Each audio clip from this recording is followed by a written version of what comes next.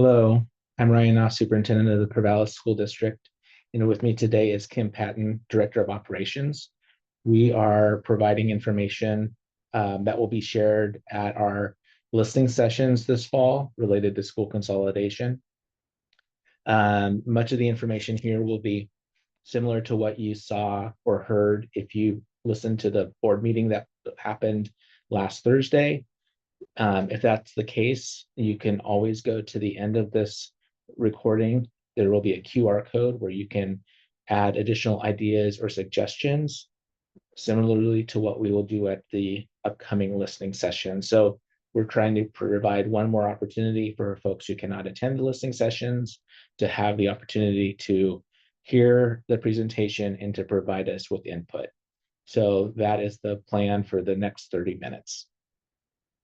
With that, I'm going to turn it over to Kim Patten, who will talk a little bit about overall enrollment patterns.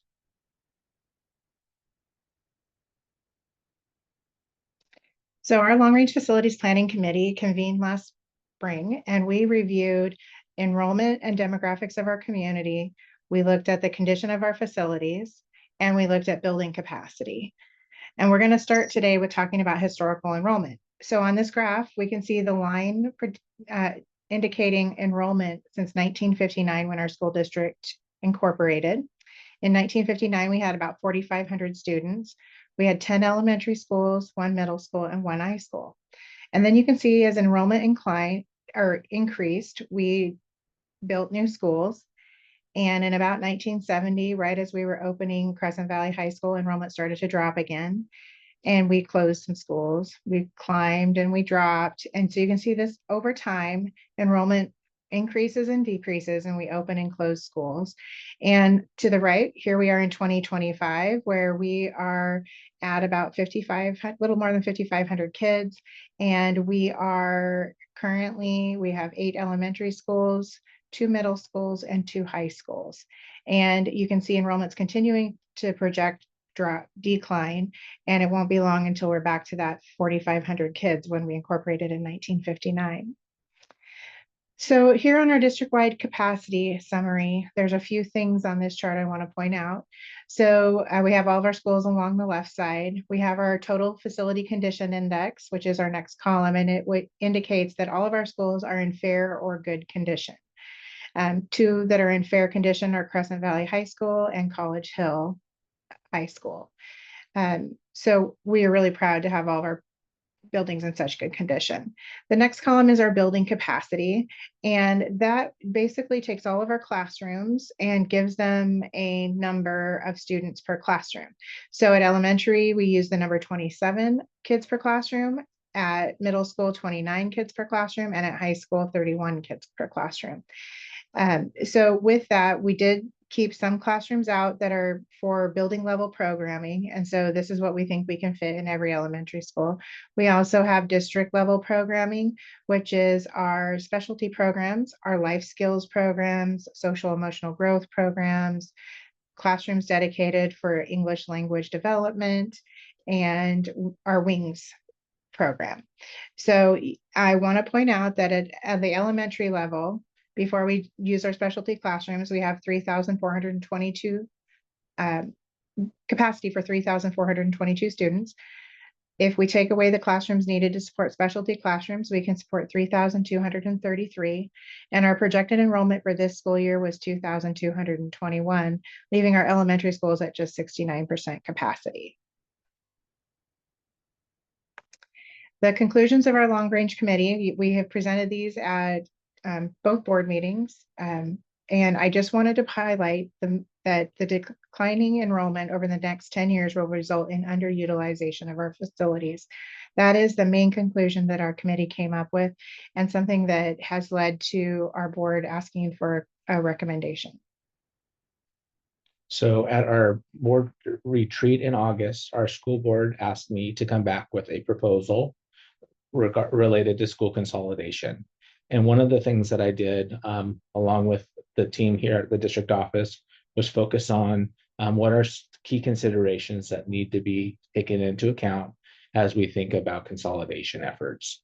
Some of those start with the board goals. So our board spent a lot of time getting feedback from our community over almost a year, with listening sessions and opportunities for feedback and the adoption of our current board goals. In addition, some of the other considerations, there's quite a range from making sure that our spaces are inclusive of our students, also recognizing any consolidation process could lead to a loss of students, so how to limit that. The feeder school patterns where our students attend elementary and then go on to middle and high school. Transportation, and transportation not just in terms of our busing, but of walkability and bike options for students. Programming, how do we make sure that the programs that we have to support our students are in place as we continually in the consolidation process. Enrollment patterns, academic opportunity. How do we make sure that once a proposal is brought forward, we feel strongly about the opportunities for academic success our students continue to have? The boundaries of our current schools, again, in some ways, a lot like the feeder school consideration. Potential loss of staff, the impact of a decision on the staff that we have here in CSD, the conditions of our buildings overall, the opportunity for innovation, recognizing that this is a challenging decision to make. Are there ways we can innovate after a decision has been approved by the board? The impact on our students, feedback we receive along the way, the finances and financial considerations that go into a consolidation, equity in making sure we have access for all of our students, recognizing who our students are and the schools they attend, the impact on our staff and how do we limit that in a consolidation process, location of new development in our community, and finally, grade configurations, meaning our current configuration is K5, K8, 6-8, and 9-12, and looking at those configurations and if a change needed to happen. So the initial recommendation that I brought forward to the board at our recent board meeting, again, this is initial consideration that the board can either adopt or modify or completely move away from. But the recommendation that I brought forward was to create K6s at Lincoln, Adams, Catherine Jones Harrison, Garfield, Letitia Carson, and Bessie Coleman. Elementary schools become schools serving kindergarten through 6th grade in each one of those schools. Mountain View becomes a K8 grade school. Linus Pauling becomes a 7th, 8th grade school and is renamed Corvallis Junior High, which allows students to come together from both of our middle schools and build a new culture and establish a new mascot. The closure of Sheldon Middle School, however, continuing to use the gyms at Sheldon for sports. And then finally, in the 28-29 school year, or if enrollment falls below 2025, the school board reviews the feasibility of having 2 comprehensive high schools. So that's the initial recommendation that I brought forward to the board on September 11th for community feedback and the opportunity for the board to take this proposal and move forward. The board also asked me to consider 2 other options and explain my rationale as to why I didn't bring those other 2 proposals forward. The first one is maintaining status quo. Really, the benefit of maintaining status quo is that staff and students stay in the buildings they're at, and we maintain the numbers of our schools and our feeder patterns. The negative is that this does not address the long-term financial needs of our school district, and we are funded by the number of students that attend our schools, not by the number of schools that are open. And so at this point in time, this is not the proposal I brought forward because it does not address the financial concerns that we have currently. The other proposal I considered was the closure of an elementary school. The benefits are it's more savings than the status quo or the maintaining what we currently are doing. And it maintains the feeder school model, meaning that you've continued to go to the middle school and high school that you came from. However, with one less elementary school, one of the key negatives is that we would have to reboundary. Also, there's fewer savings in this proposal, the closure of an elementary school versus the closure of a middle school. And for that one elementary school, the loss of the neighborhood school community and greater likelihood of losing students at elementary schools, school age rather than middle and high. Again, the conflict that comes with boundary adjustments.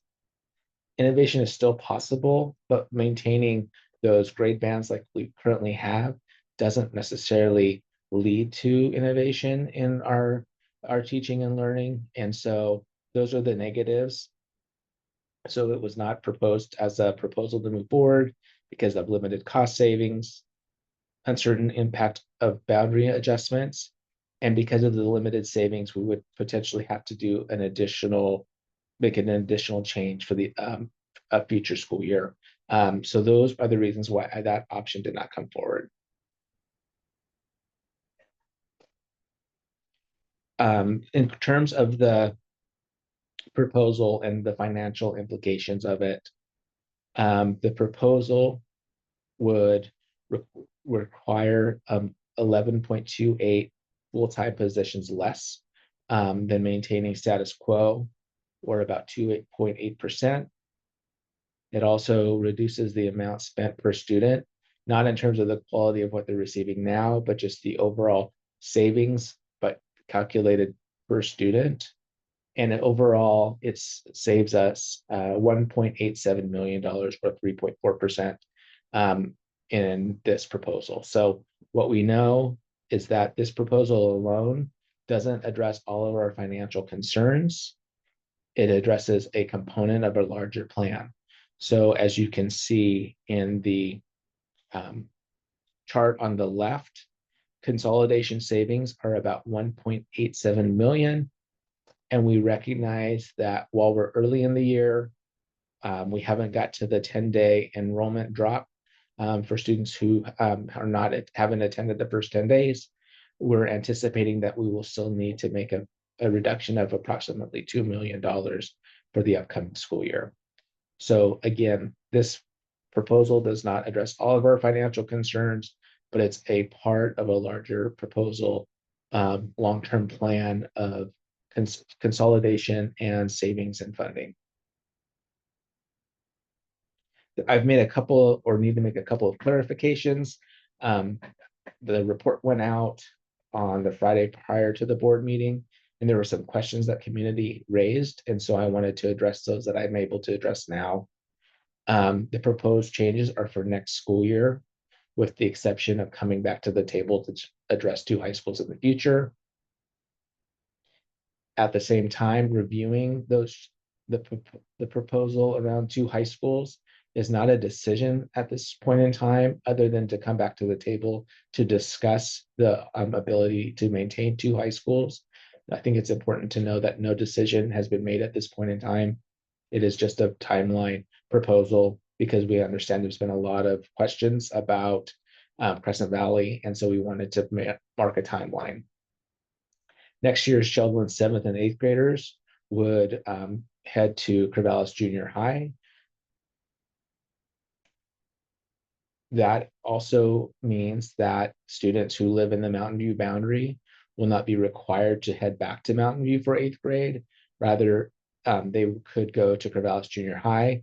At the same time, with the development related to Mountain View, we're going to be looking at the interest in the 6th, 7th, and 8th grade classes to determine if we grow Mountain View from K5 to K6, K6 to K7, and K7 to K8 over a 3-year period of time, or if there's enough interest now to add those 3 grade levels all at once. So that will be a decision that we can't make yet, but something we will look at after the board makes their final decision, if it is with this proposal, on November 13th. 3 of our schools, Franklin, College Hill, and Bridges, were not named in the recommendation, meaning they stay the same. The staff considerations we've made include sending out the materials on the Friday ahead of the board meeting. So I had the opportunity to talk directly to staff at Sheldon, to the work that our human resources department is doing now, looking at staff licensure and the support staff would need in order to teach in these 6th, 7th, and 8th grade classrooms. And then also, we're still going to have to make some reductions, and that was shared on the slide before.